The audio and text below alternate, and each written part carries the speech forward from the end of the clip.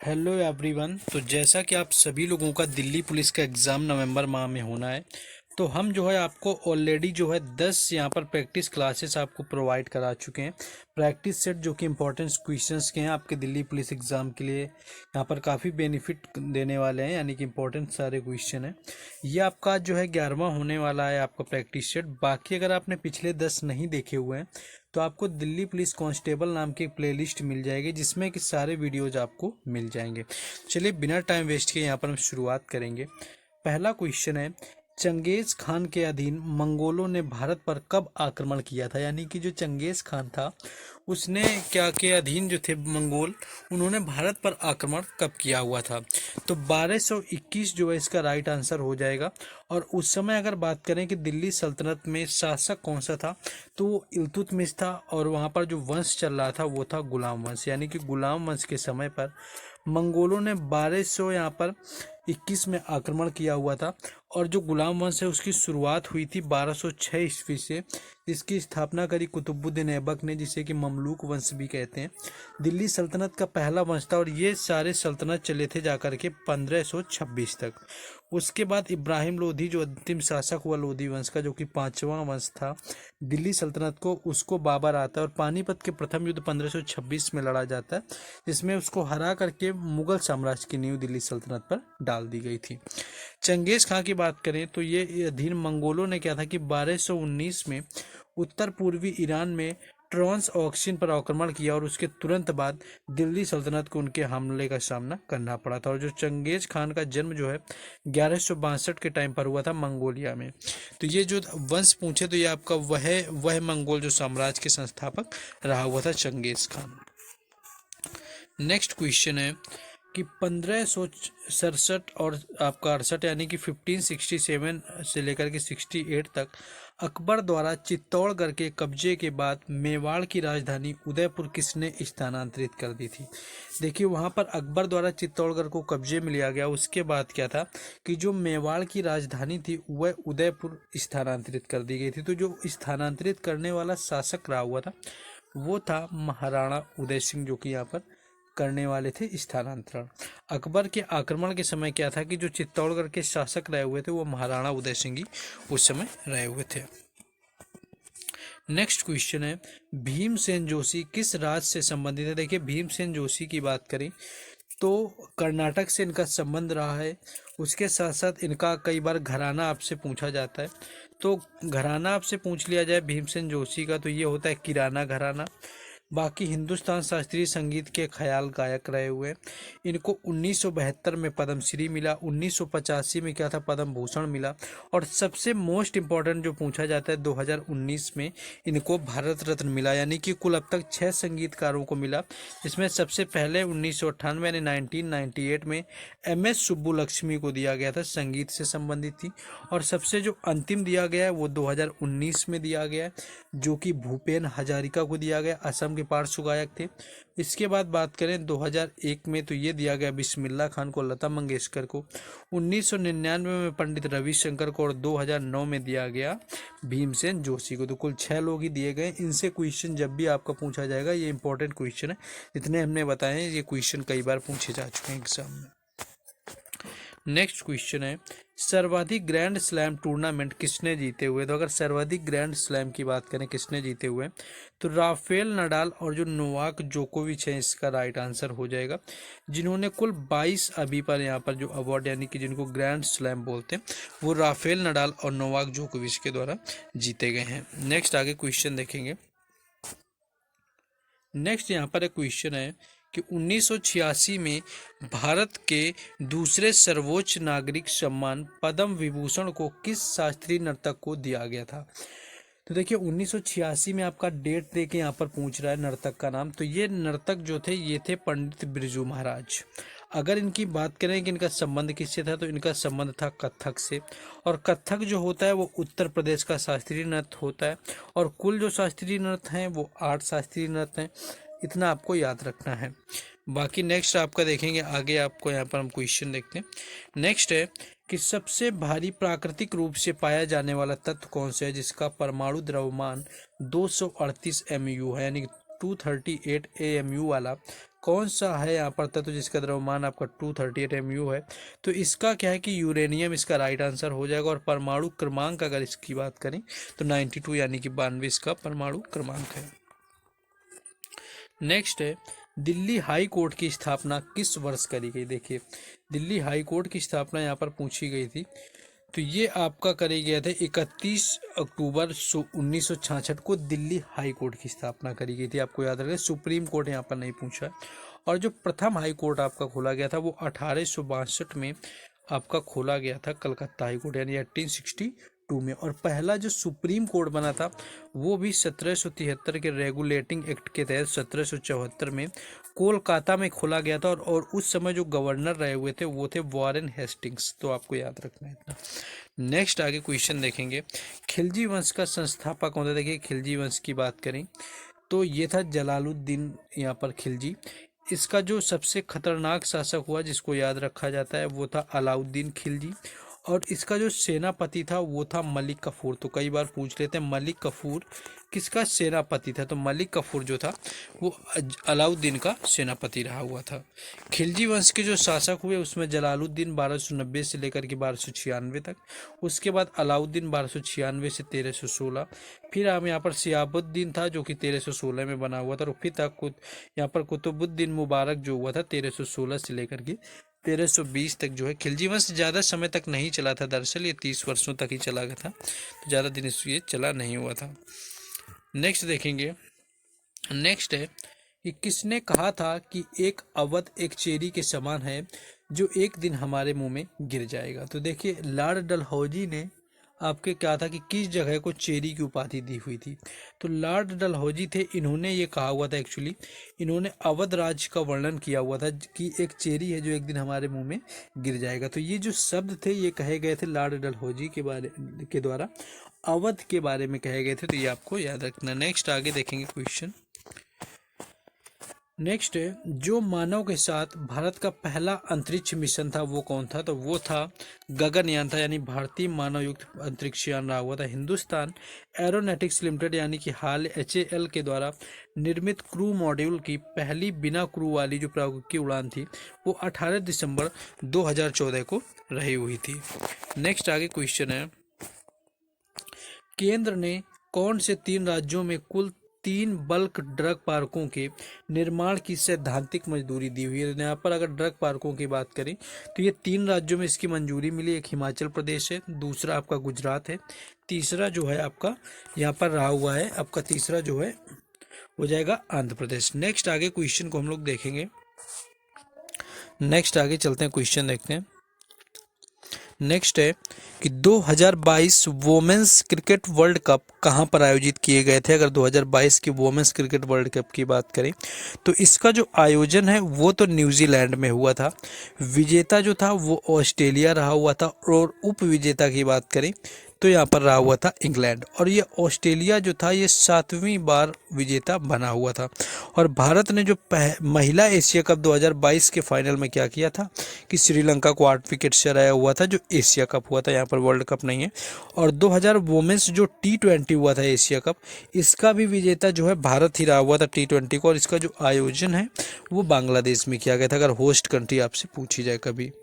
Next question है, भारत में 5G सेवाओं की शुरुआत कब हुई थी। तो अगर 5G सेवाओं की बात करें तो सबसे पहले 1 अक्टूबर 2022 को प्रधानमंत्री नरेंद्र मोदी ने इसको शुरुआत करी 1 अक्टूबर 2022 को। और दिल्ली के प्रगति मैदान में जो है इंडिया मोबाइल यहाँ पर कांग्रेस के 6 एडिशन में इसका उद्घाटन किया गया था, जो कि 5 आपकी टेक्नोलॉजी रही हुई थी। नेक्स्ट है झारखंड में बीज बोने का त्यौहार कौन सा है। तो देखिए अगर झारखंड में बीज बोने के त्यौहार की बात करें तो रोहिणी इसका होता है। एक और आपका सरहुल कई प्रचलित है आपका कि सरहुल आपसे कई बार पूछ लेते हैं, तो सरहुल भी जो होता है त्यौहार एक आदिवासी त्यौहार है जो कि झारखंड के लोग मनाते हैं। नेक्स्ट क्वेश्चन आगे है, गांधी जी ने हरिजन सेवक संघ की स्थापना कब की हुई थी। देखिए अगर हरिजन सेवा संघ की बात करें, कई बार पूछते हैं कि इसकी जो स्थापना है हरिजन सेवा संघ की वो किसने करी, यहाँ पर लीडर का नाम पूछ लेते हैं, कई बार इसका वर्ष पूछ लेते हैं। तो देखिए ये इसकी जो स्थापना है वो करी गई 30 सितंबर 1932 को यानी 1932 में इसकी स्थापना होती है। और हरिजन सेवा संघ की जो स्थापना है गांधी जी के द्वारा 1932 में करी गई थी। पहले संगठन का नाम जो था अस्पृश्यता निवारण संघ रखा गया था, जिसे कि 13 सितंबर 1933 को हरिजन सेवक संघ का नाम दे दिया गया था। बाकी जो इसके प्रथम अध्यक्ष थे वो उद्योगपति घनश्याम दास बिरला थे, तथा इसके जो सचिव रहे हुए थे वो विट्ठल दास ठक्कर यहाँ पर इसके सचिव रहे हुए थे। नेक्स्ट है 2011 की जनगणना के अनुसार किस यूटी यानी कि केंद्र शासित प्रदेश की जनसंख्या सबसे कम है। देखिए यहाँ पर अगर यूटी की बात करी गई है आपकी, अगर आपसे यहीं पर राज्य पूछ लिया जाता तो राज्य में जो इसका राइट आंसर होता वो होता सिक्किम, अगर राज्य पूछा जाता। यहाँ पर पूछा है आपका केंद्र शासित प्रदेश, जो कि लक्षद्वीप होता है। लक्षद्वीप जो है केंद्र शासित प्रदेश था यहाँ पर, जिसकी जनसंख्या जो है सबसे कम है, और राज्यों की बात करी जाए तो सिक्किम हो जाएगा। नेक्स्ट है रविंद्रनाथ टैगोर की पुस्तक गल्प गुच्छा संबंधित है, यानी किससे संबंधित है। तो जो किताब है आपकी 95 छोटी कहानियों का संग्रह है, जो कि सबसे लोकप्रिय है। तो यहाँ पर गल्प गुच्छा जो है ये रविंद्रनाथ की यहाँ पर 95 छोटी छोटी कहानियों का संग्रह जो है इसके अंदर संग्रहित किया गया है। नेक्स्ट है कौन सा शास्त्रीय नृत्य जिसे कि एकारिया भी कहा जाता है, जिसमें एक ही नर्तक के द्वारा कई भूमिकाओं का प्रदर्शन किया जाता है। तो ये होता है भरतनाट्यम, यानी, और जो कि तमिलनाडु का शास्त्रीय नृत्य होता है। तो ये भी याद रखना है अगर आपको कन्फ्यूजन हो, तो तमिलनाडु का शास्त्रीय नृत्य होता है, जो कि एकाहार के रूप में किया जाता है, और वहाँ पर एक ही नर्तक जो होता है एक ही प्रदर्शन में कई भूमिकाएं निभाता है। जो कथक होता है शास्त्रीय नृत्य को कहानीकारों के नृत्य के रूप में जाना जाता है। कथक जो होता है एकमात्र शास्त्रीय नृत्य है जिसका मुस्लिम संस्कृति से कोई संबंध नहीं है। तो ये एकमात्र शास्त्रीय नृत्य है जिसका देखिए मुस्लिम संस्कृति से इसका कोई यहाँ पर तालमेल नहीं है, भरतनाट्यम का। तो कई बार पूछ भी सकते हैं कि मुस्लिम संस्कृति से किस यहाँ पर शास्त्रीय नृत्य का संबंध नहीं है। नेक्स्ट क्वेश्चन है कि मुगलों का पहला नियोजित शहर कौन सा है। देखिए अगर मुगलों के नियोजित शहर की बात करें कि पहला जो है नियोजित शहर कौन सा है, वो था फतेहपुर सीकरी, जो कि मुगलों के द्वारा पहला नियोजित शहर था। और जो इसकी स्थापना है वो अकबर के द्वारा करी गई थी 1572 से लेकर के 1585 के बीच में। फतेहपुर सीकरी को अपनी राजधानी को अकबर ने बनाया हुआ था। नेक्स्ट क्वेश्चन है कि राज्य के नीति निर्देशक सिद्धांत किस देश से लिए गए। देखिए कई बार एग्जाम में क्वेश्चन इसी तरह से पूछता है कि संविधान का कोई टर्म आपसे पूछ लेगा और ये पूछेगा कि किस देश से लिया गया है। तो आयरलैंड जो है इसका राइट आंसर हो जाएगा, यानी कि जो राज्य के नीति निर्देशक सिद्धांत हैं इन्हें आयरलैंड के संविधान से लिया गया है। और भारत के संविधान के जो विभिन्न भाग 10 देशों से लिए गए, जिसमें देखिए अगर आपका कभी पूछा जाए संयुक्त राज्य अमेरिका से क्या लिया गया, तो आपका यहाँ से मौलिक अधिकार लिया गया, न्यायिक पुनरावलोकन लिया गया, न्यायपालिका की स्वतंत्रता लिया गया। वहीं अगर ब्रिटेन की बात करें तो ब्रिटेन से संस्थात्मक आपकी यहाँ पर प्रणाली ली गई है, एकल नागरिकता विधि का निर्माण, ये सारी चीज़ें जो हैं ब्रिटेन से ली गई हैं। आयरलैंड से नीति निर्देशक तत्व लिए गए हैं, कई बार पूछा जाता है। ऑस्ट्रेलिया से देखिए एक तो आपकी समवर्ती सूची ली गई है जो कि कई बार पूछा जाता है। प्रस्तावना की भाषा केंद्र एवं राज्य के बीच का जो संबंध है वो ऑस्ट्रेलिया के संविधान से लिया गया है। जर्मनी से जो है आपातकाल के प्रवर्तन के दौरान राष्ट्रपति को मौलिक अधिकार संबंधी जो शक्तियां हैं, आपातकाल से जो संबंधित शक्तियां एक्चुअली वो जर्मनी के संविधान से ली गई हैं। कनाडा से संघात्मक विशेषताएं अवशिष्ट शक्तियां ली गई हैं। दक्षिण अफ्रीका से संविधान संशोधन करने की क्षमता ली गई है। रूस से जो है मौलिक कर्तव्य लिए गए हैं और पंचवर्षीय योजना भी रूस से ली गई है। जापान से जो होता है विधि के द्वारा प्रस्तावित प्रक्रिया ली गई है। और फ्रांस के संविधान से जो गणनात्मक एवं प्रस्तावना में स्वतंत्रता, समानता और यहाँ पर बंधुता के आदर्श जो हैं वो सारे फ्रांस के संविधान से आए हुए हैं। नेक्स्ट है थैलोफाइटा समूह से संबंधित कौन सा होता है। तो थैलोफाइटा की बात करें तो ये शैवाल होता है। स्पाइरोगोएरा, यूलोथ्रिक्स, उल और कवक जो होता है ये सारी चीज़ें क्या होती हैं, थैलोफाइटा समूह से आती हैं। इसके अंतर्गत कवक, शैवाल और लाइकेन आते हैं। थैलोफाइटा वर्ग की अगर बात करें तो पादप का जो शरीर जड़ तना पत्तियों को विभेदित नहीं करता है। तो ये आपका यहाँ पर पूछा गया था थैलोफाइटा समूह की सारी चीज़ें। नेक्स्ट आगे क्वेश्चन है कांग्रेस का पहला अधिवेशन कहाँ पर आयोजित किया गया था। देखिए कांग्रेस की अगर बात करें तो कई बार पूछा जाता है। पहली चीज़ तो इसकी स्थापना जो है 1885 में एओ ह्यूम के द्वारा की गई। इसकी स्थापना जो है वो बॉम्बे में करी गई। उसके साथ साथ जो पहली यहाँ पर बात करें कि पहला जो इसका अध्यक्ष रहा हुआ था वो कौन रहा हुआ था, तो ये आपको कमेंट बॉक्स में बताना है। बिल्कुल आसान सा क्वेश्चन है कि पहला जो अध्यक्ष था कांग्रेस अधिवेशन का वो कौन रहा हुआ था। तो बात करें तो पहला अधिवेशन जो होता है बॉम्बे में होता है, गोकुलदास तेजपाल संस्कृत कॉलेज के एक हॉल में आयोजित होता है। और इसका जो गठन है 1885 में इंपीरियल सिविल सर्विस के सदस्य एओ ह्यूम के द्वारा किया जाता है। पहली बैठक जो है यहाँ पर 1885 को होती है। और पहला जो आपसे यहाँ पर पूछा था कि कौन था, तो वो आंसर आपका था व्योमेश चंद्र बैनर्जी, यानी कि व्योमेश चंद्र जो बैनर्जी थे राष्ट्रीय कांग्रेस के ये पहले अध्यक्ष बने हुए थे। और कई बार क्वेश्चन ये पूछा जाता है कि कितने प्रतिनिधि शामिल हुए थे कांग्रेस की स्थापना जब हुई थी, तो 72 यहाँ पर 72 राइट आंसर होता है। एक बार CHSL में ये क्वेश्चन पूछा गया है, एक बार CRPF एग्जाम में ये मैंने देखा है क्वेश्चन। तो इसके अधिवेशन में क्या था कि 72 में से 39 वकील थे और यह सिलसिला जारी रहा, अर्थात 1/3 से अधिक जो प्रतिनिधि कानूनी पृष्ठभूमि से रहे हुए थे। अब देखिए कुछ और इम्पोर्टेंट जो यहाँ पर सत्र हुए उनकी बात करें। पहला आपका हुआ था व्योमेश चंद्र बैनर्जी में, और पहले सत्र में क्या था 72 प्रतिनिधियों ने भाग लिया हुआ था। तो पहला व्योमेश चंद्र बैनर्जी और 1885 हो जाएगा। दूसरा कलकत्ता में होता है, दादा भाई नेहरूजी रहे हुए थे। उसके बाद तीसरा मद्रास में होता है, बदरुद्दीन तैयब रहे हुए थे जो कि पहले मुस्लिम राष्ट्रपति बने भारत के। और चौथा हुआ इलाहाबाद में, जिसकी अध्यक्षता जॉर्ज यूल के द्वारा यहाँ पर की गई थी।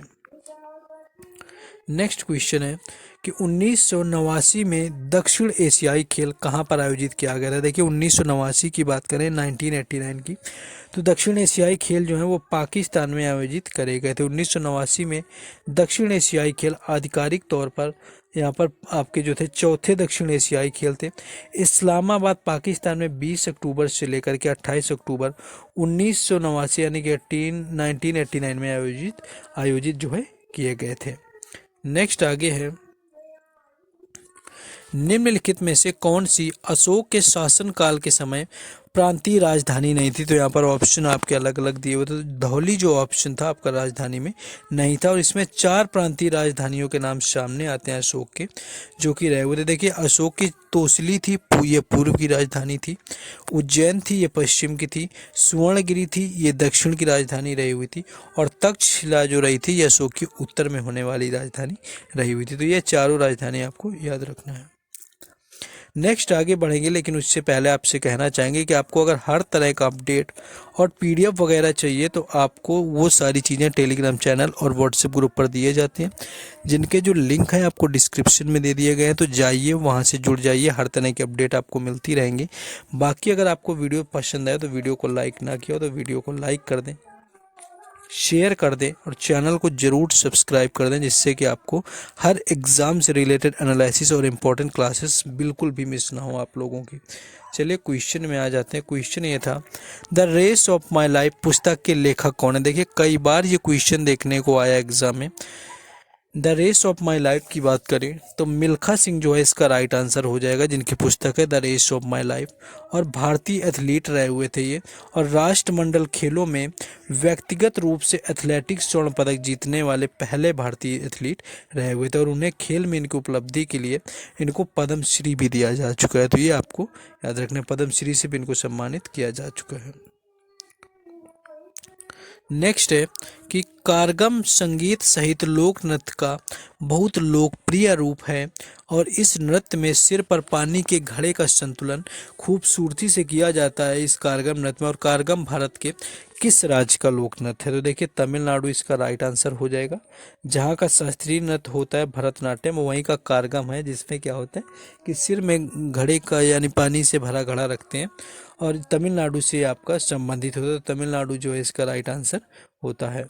नेक्स्ट आगे क्वेश्चन है,